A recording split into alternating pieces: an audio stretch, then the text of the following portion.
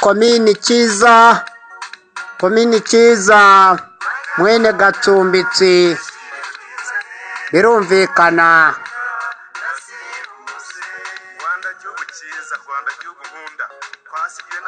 birumvikana hirya hino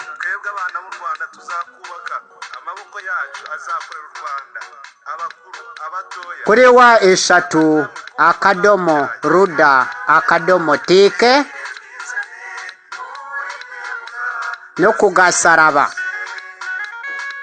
250 78 34 28 gatandatu 22. This is Radio Ruda and Ruda TV.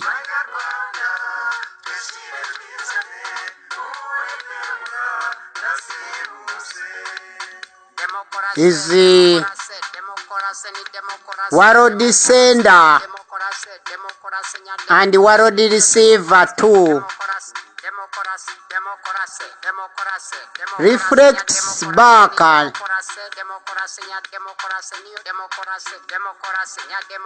and flashes forward.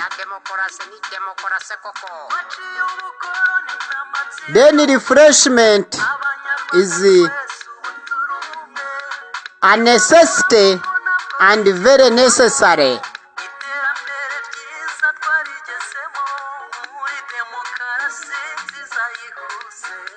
for all, to all, and by all.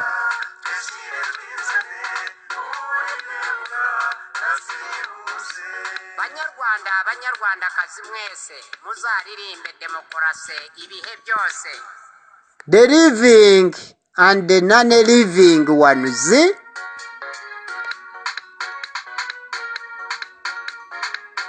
the longer livers and the no longer livers.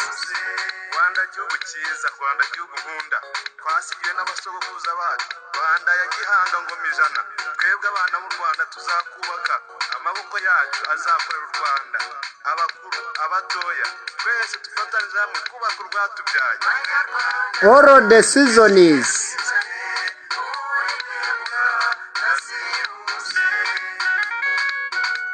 This is the world professor.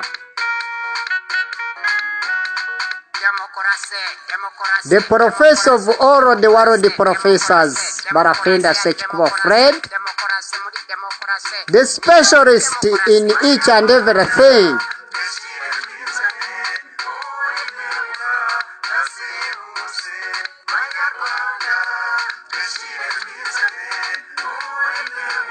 The man of 2 days, the birthday and the death day. The man of all seasons, the man who fights and wins, using all earth and heavenly technicalities.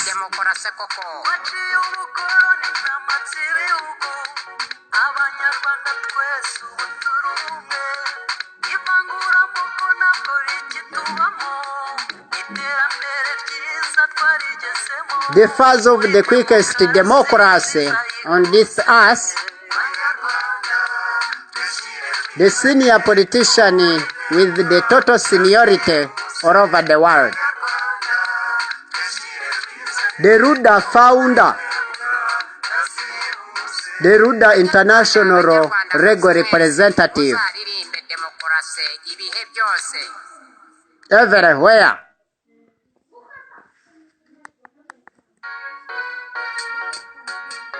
Singing and dancing this quickest democracy shall be the must and has to be sung hither and yon all over the world, because this quickest democracy shall save and defend each and everybody all over the world.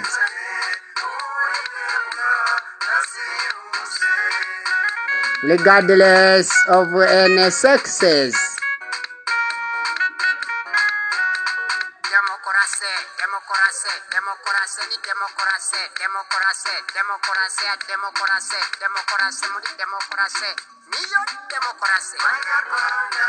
We are the senior politicians all over the world. We have come up with the new formulas to reorganize the whole world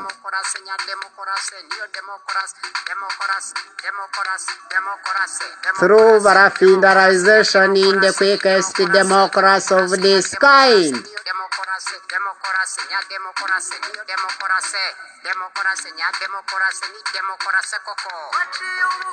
The real democracy, the pure democracy.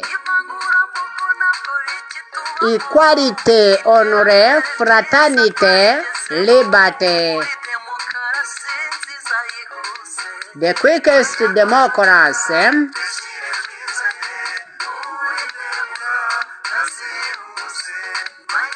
The quickest independence and full independence of human beings globally.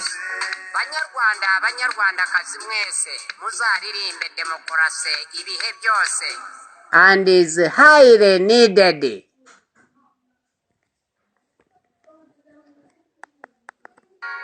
By all, not by some.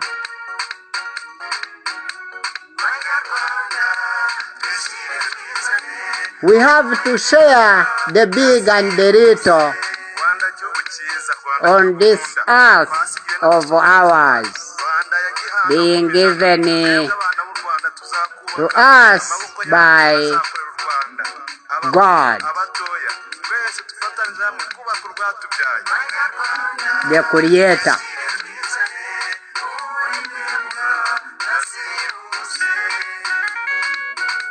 People shall take back their land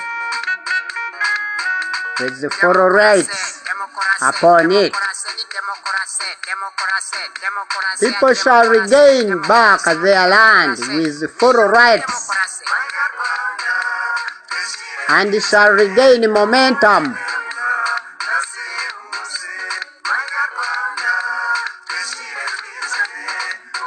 of top gear.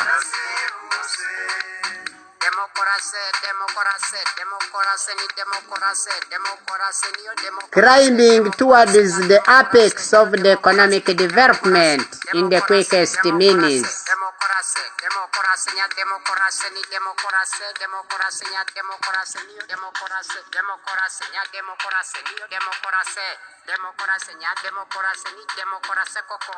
Of course, the quickest democracy of this kind is the first kind of democracy. The new style system in memorial.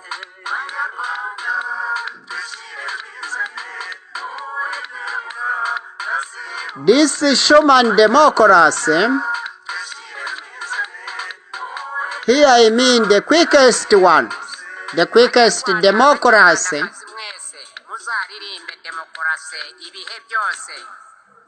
within this 21st century, in the second millennium.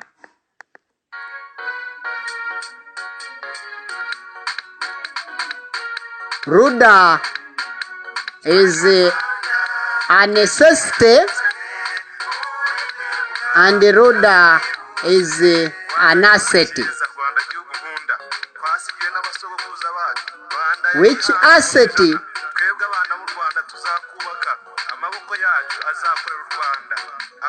is the special parcel to each and every human being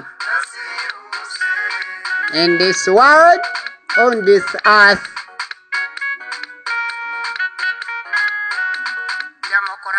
through democratization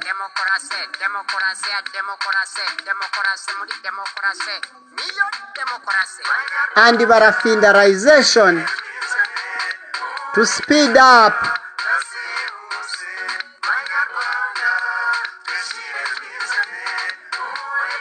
the positive reaction is of the quickest democracy in all human population is globally without any segregation, removing all the internal colonial crossing borders out of Africa.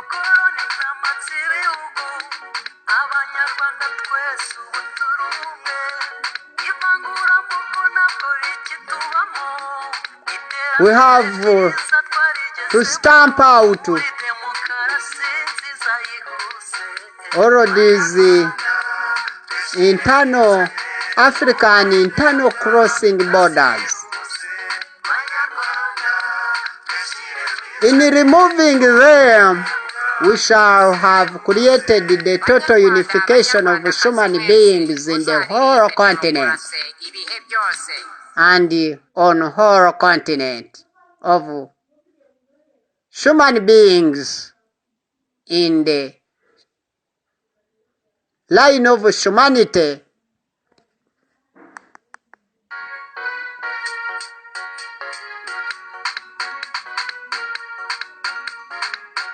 in humanitarian lines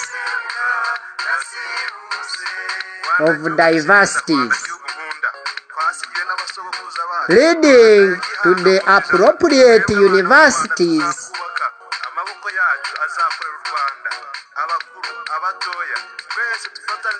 in this universe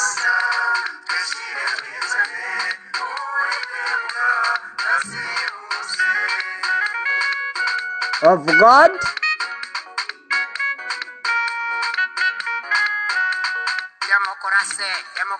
surrounded by his forces,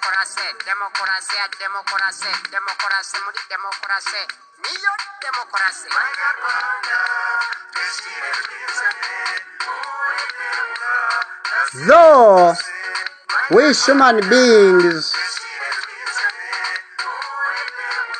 do apply the pushing forces and the pulling forces,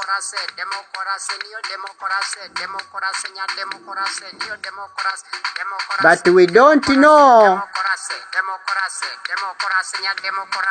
the forces of God.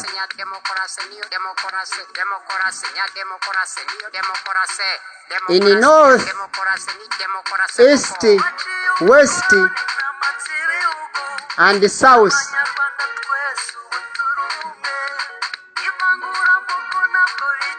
in union is news. News from north, east, west, and south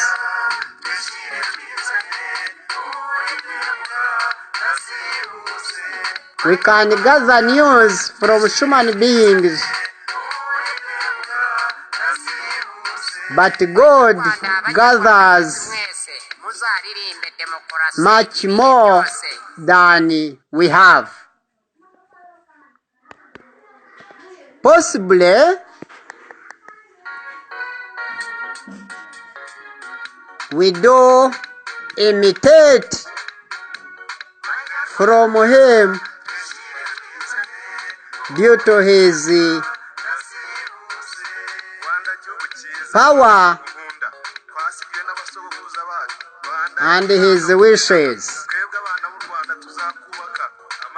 But our wishes, here I mean the real wishes and unreal wishes too,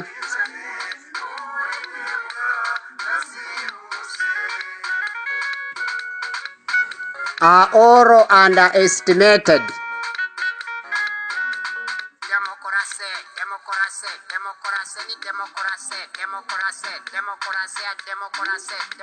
And are not fully realistic,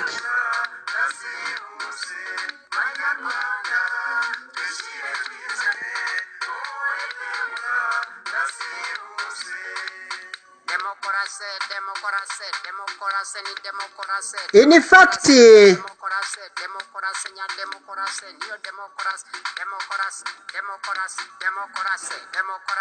the reality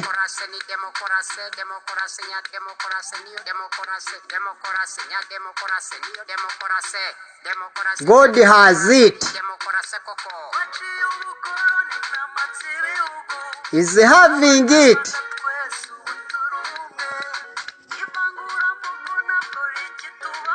The discoverers of this world on this earth and sky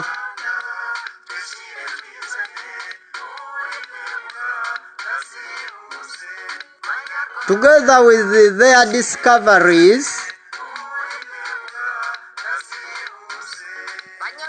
Banyarwandakazi mwese muzaririmbe demokarasi ibihe byose.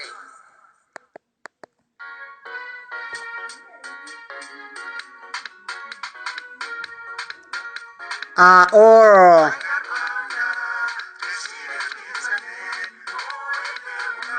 doubted upon, are in the lineage of doubtiness.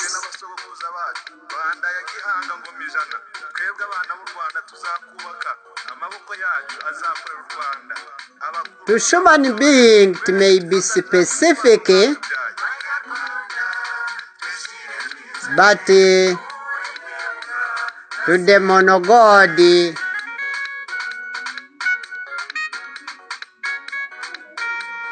maybe all must be different.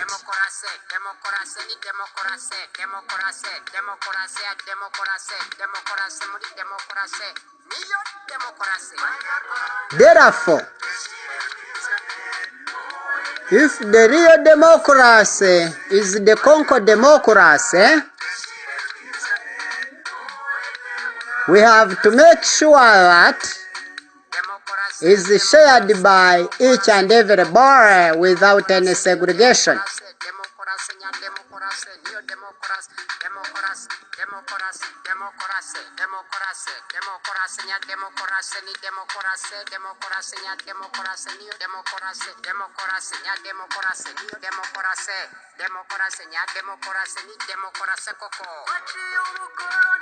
Loving yourself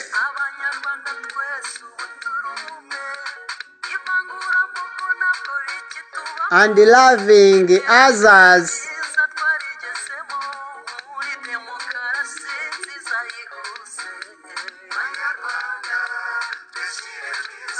must be the total equity. In the real balance,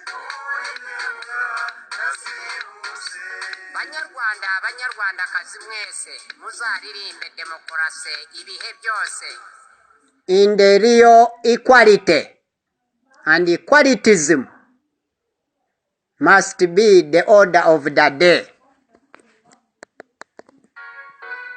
Therefore,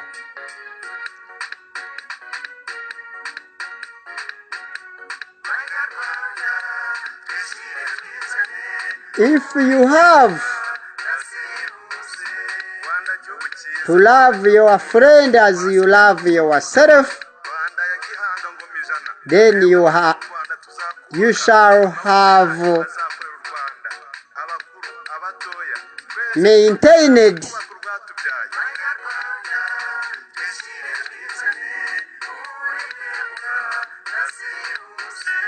the love from God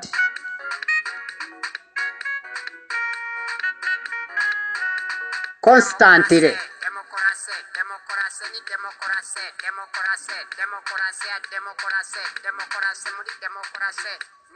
And it shall be the sign that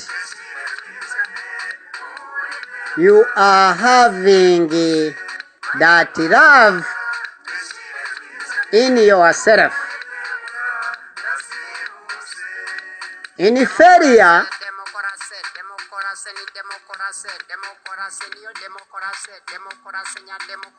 Of that,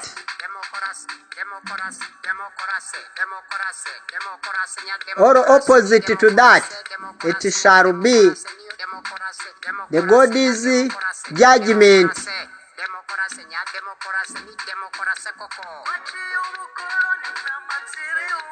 and the concerned ones.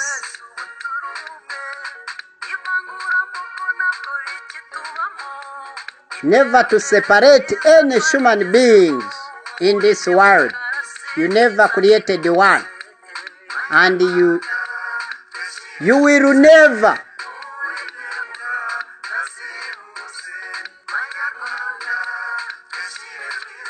in your life, in your existence, into your destination.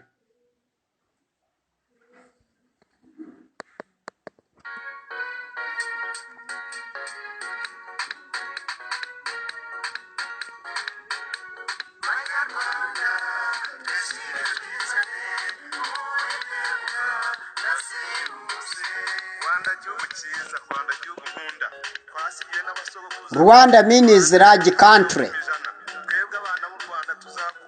and was founded by Gihanga, who came from long way.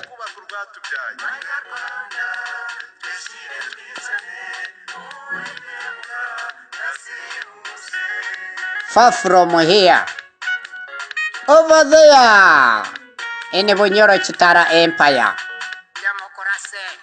the headquarters of the former traditional leadership.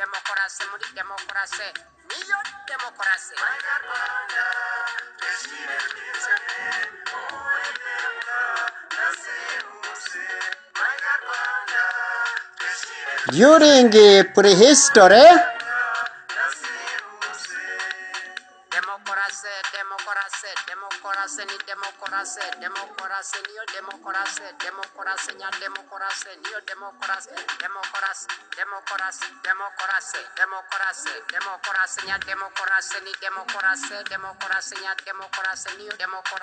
and the pre-colonial era,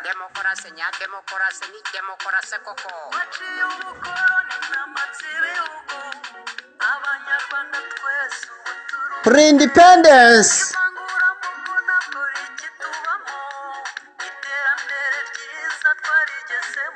and post-independence.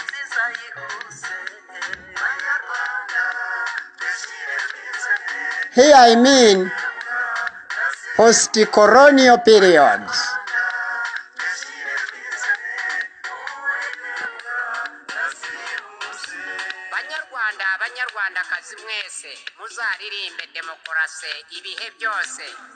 Of course, we shall.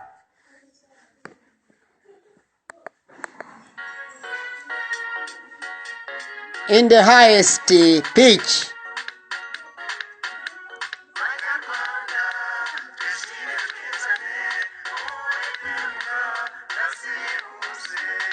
In oral speeches in this world.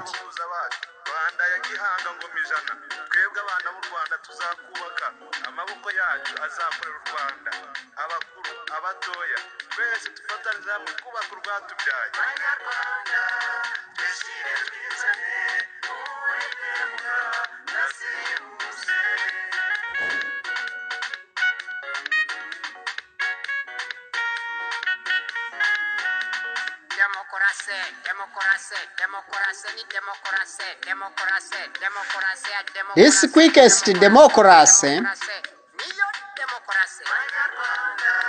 is the real democracy. The conquer one.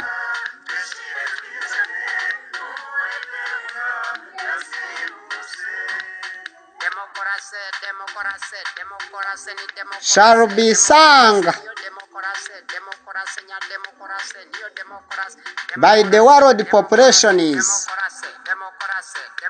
and shall become very popular hither and yon, and shall be danced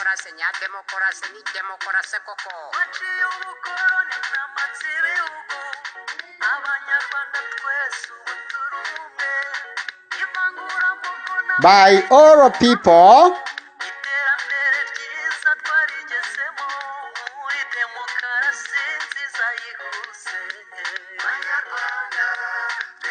because it's the best, quickest democracy. Its fruits shall be enjoyed by each and everybody globally. Therefore,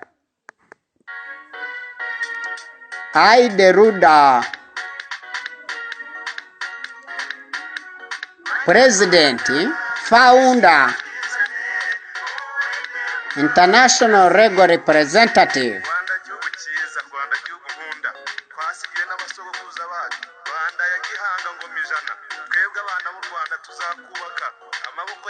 I came into existence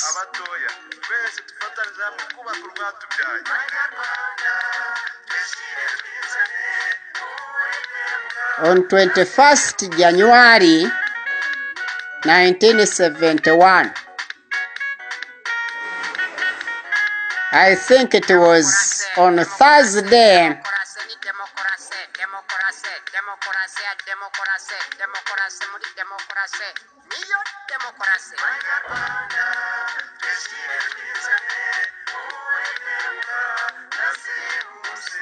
Appeared in Claro.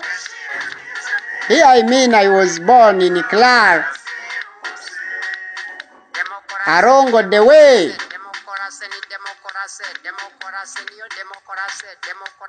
or aside the way,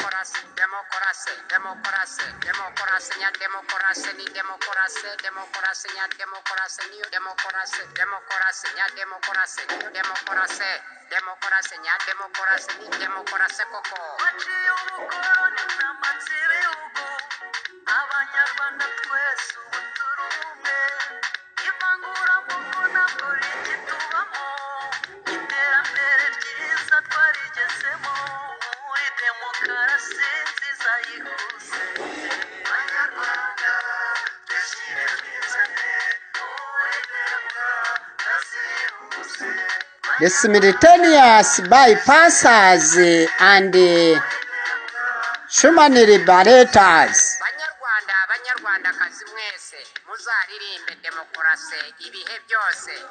liberated me and rescued me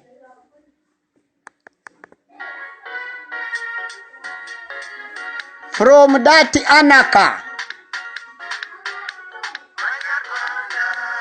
in its anarchism,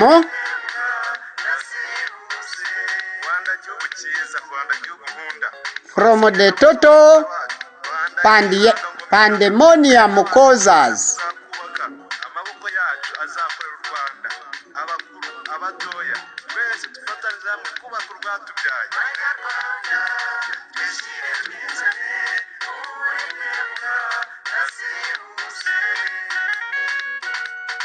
The state or the country was in the state of chaos. It was a chaotic situation.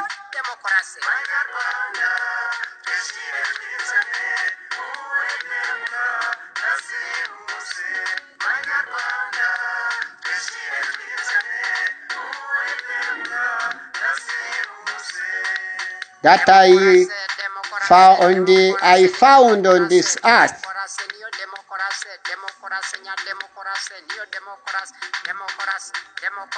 That's why I have come up with the new formula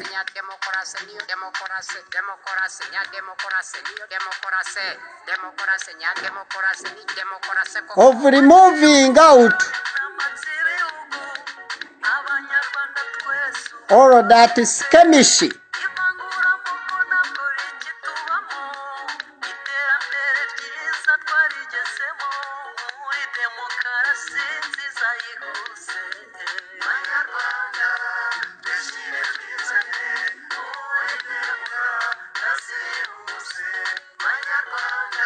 Due to 200 good many causes, I shall.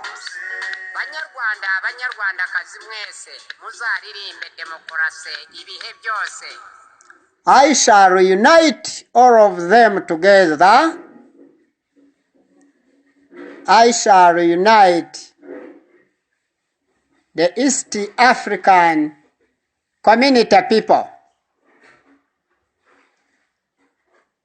The Africans into USA too, the United States of Africa too, Leta Zunze Ubumwe za Afrika kabiri.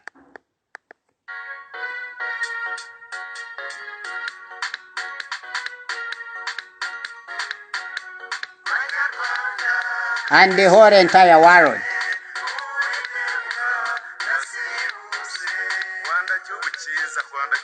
Whereby Rwanda must be the capital city of USA too, the United States of Africa too. And Africa, or USA too, has also to become the capital city of our entire world. Then the quickest democracy gonna boom.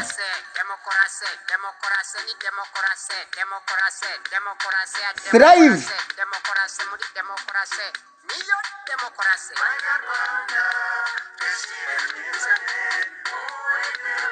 Shall grow, shall increase tremendously.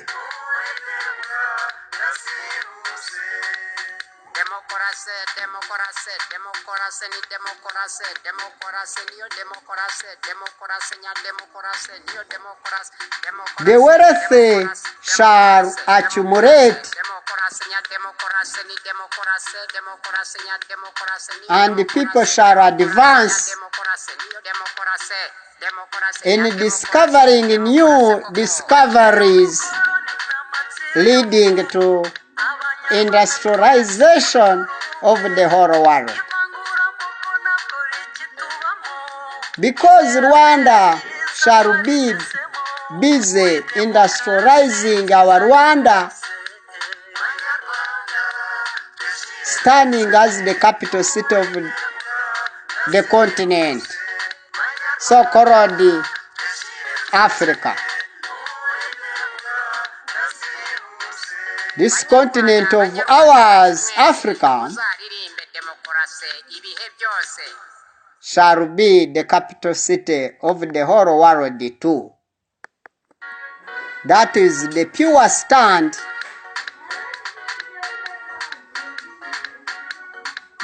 That is where R2UDA stands.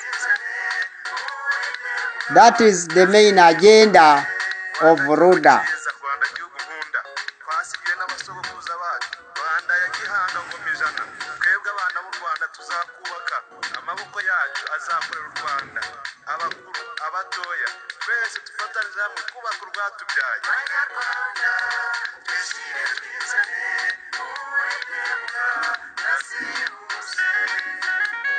Even the people of Rwanda, Ngororero, Muhanga, Kamonyi, in general,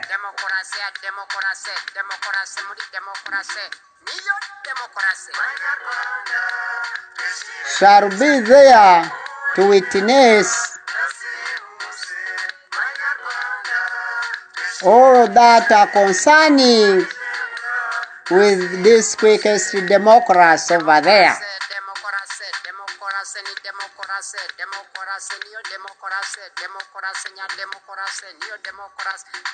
The people of Rwamagana, Karembo over there,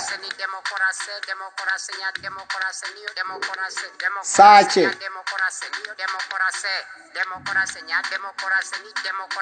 Bugesera,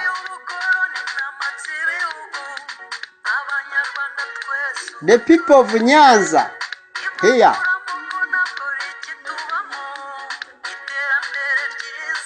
Aneccessity.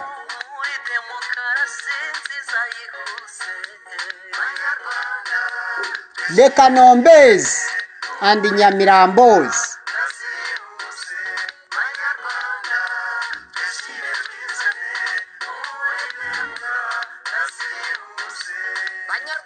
Banyarwanda kazi mwese muzaririmbe demokarasi ibihe byose. Mwabyumvishe nuko gahunda zimeze. Batazabatekinika, batazabarira mu mibare, batazababesha ukundi. Ibyo birahagije.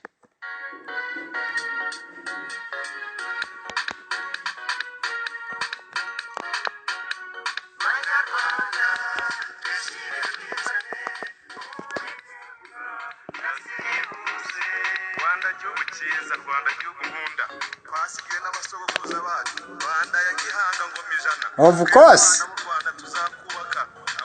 we are all children of Rwanda.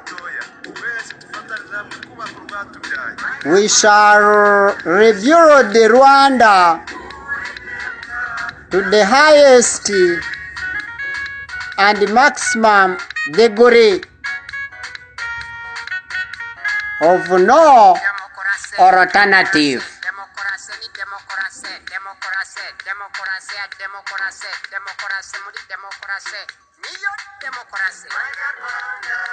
The quickest and advanced democracy cropped from here in Rwanda, spreading rapidly like the world fires, democratically, systematically, swiftly,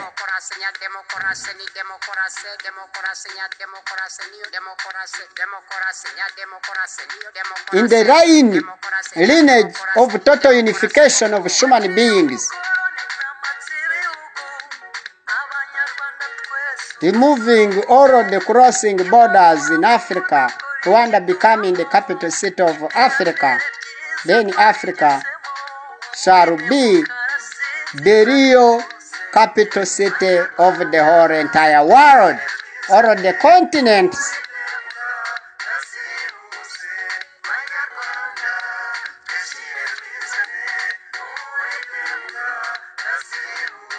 Shall unite together because of that strongest factor, which shall build very many factories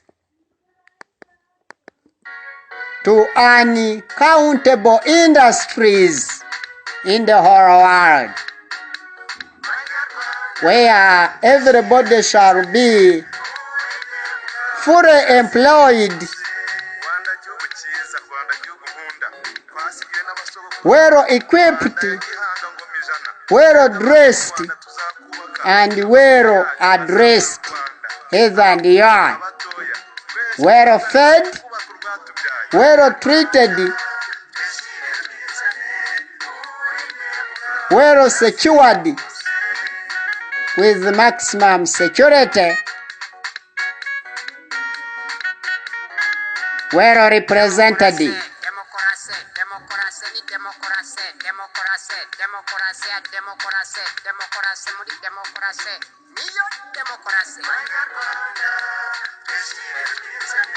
Well educated and internationalized.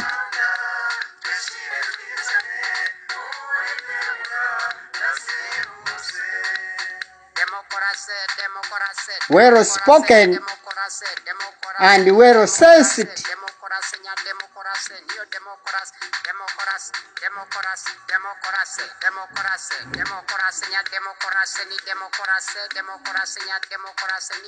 Well taught.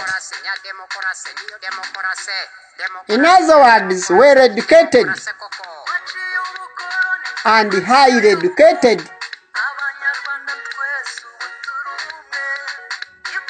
Reading to high and vast and advanced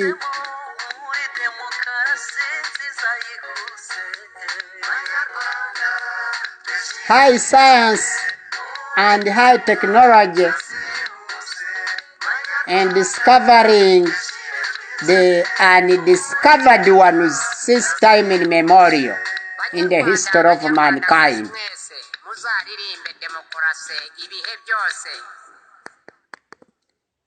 Of course, that is the real reality and its realitism in all world communities on grounds. Rwanda gihugu cyiza, Rwanda gihugu nkunda, twasigiwe n'abasogokuruza bacu, Rwanda ya gihanga ngoma ijana. All world people shall be one person,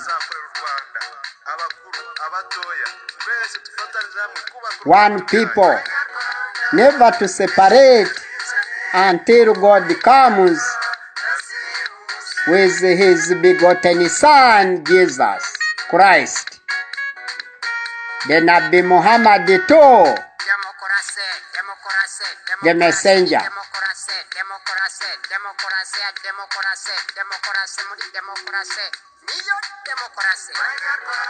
The Buddha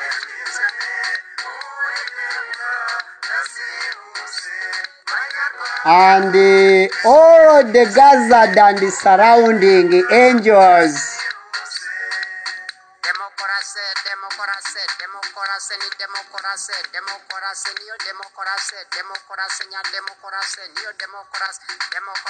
The energetic ones, the giant ones, the unbelievable ones.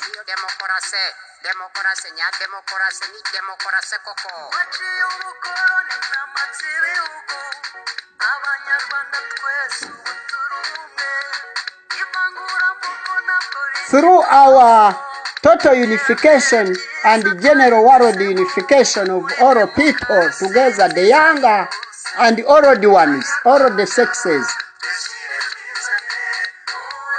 shall be the only small channel which shall help all human beings.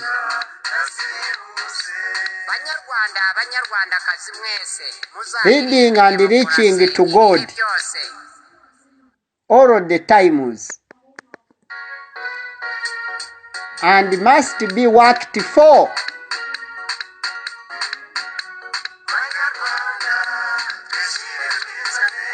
It shall not come on the silvered plate.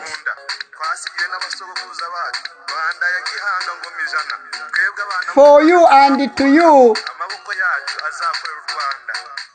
without working for it.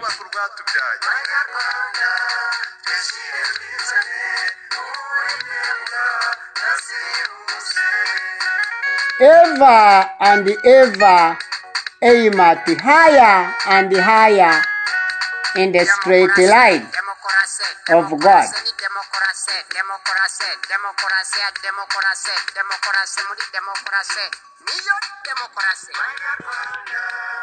Of course, since it is the only real democracy remaining that has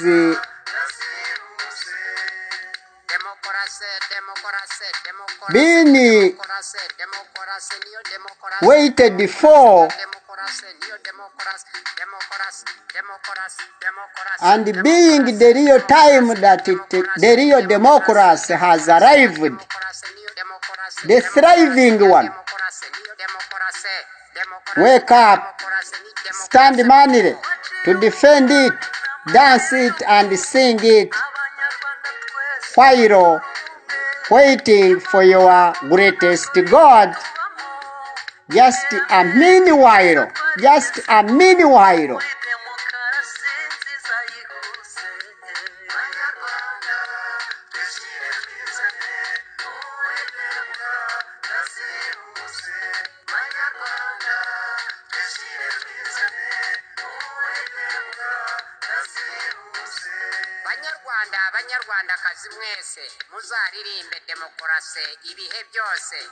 Behave positively humanly behave democratically. Once again, behave positively, democratically everywhere in north, east, west, and south of the whole world. In the whole world, in the whole USA too, in the whole Rwanda.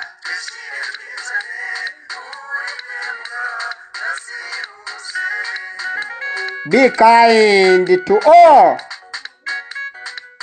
Your kindness and your kindness shall help you, shall advance you, shall promote you, shall protect you.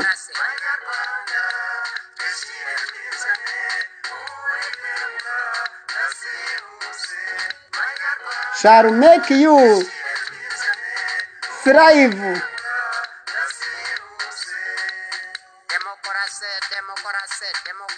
And you shall feel it.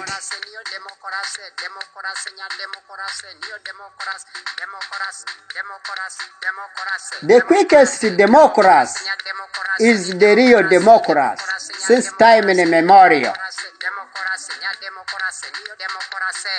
The international democracy, the international real democracy, the international real quickest democracy.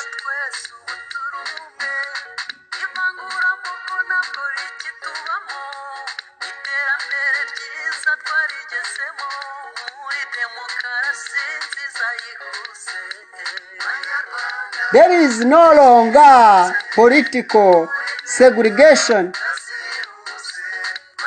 or there shall be no longer political elimination, segregation.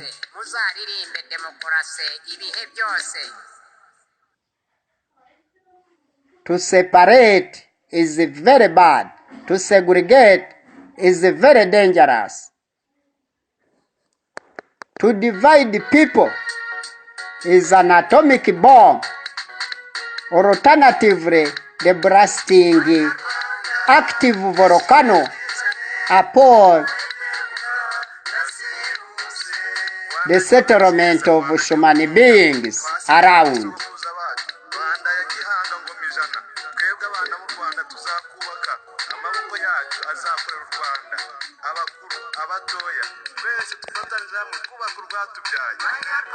We shall build our Rwanda, industrializing our Rwanda in the heart of Africa. And Africa shall be industrialized too, becoming the world capital city by all means, by all.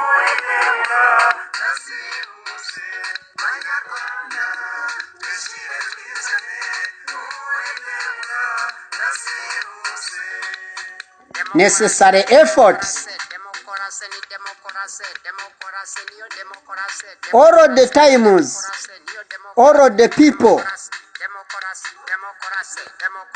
all of the ages, we shall advance democracy. You just find us at www.R2UDA.tk. You will find and you shall find much more about this quickest democracy. You are being told, you are being taught about, and say something. Beat us the big comment or a small comment. Whatever you have, we shall receive your ideas all the times. That is how the quickest democracy operates, the new kind of democracy you have gained. it shall help you. Call us at plus 250 78 34 28 622. Thank you very much indeed. This is Professor Barafinda Sekikubo Fred, the RWANDA president, the senior politician with the total seniority all over the world. The peaceful senior politician all over the world. The peaceful political leader globally. So long and farewell. So long bisobanura ngaho. Farewell bisobanura musigara amahoro. Mu Kinyarwanda, in Kinyarwanda of Banyarwanda in Great Lakes region.